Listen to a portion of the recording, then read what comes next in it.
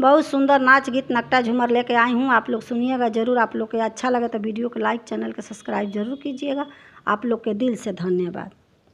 सास गरिया में ससुर गरिया में, सास गरिया में ससुर गरिया में, कोठरिया में खाड़ रजा हमें समूझा में, कोठरिया में खाड़ रजा हमें समूझा में।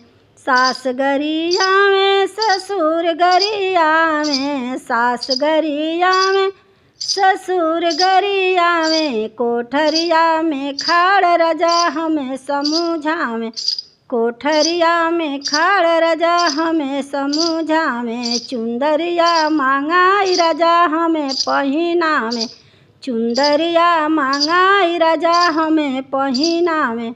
जेठ गरिया में जेठनी गरिया में, जेठ गरिया में जेठनी गरिया में, आंगनवा में खाड़ रजा हमें समूझा में, आंगनवा में खाड़ रजा हमें समूझा में।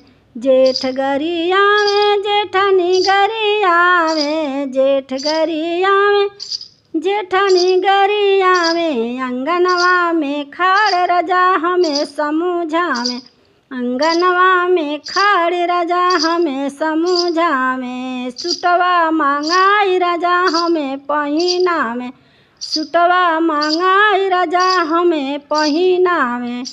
ननद गरिया में देवर गरिया में, ननद गरिया में देवर गरिया में, पलंगवा पसोई रजा हमें समूझा में, पलंगवा पसोई रजा हमें समूझा में।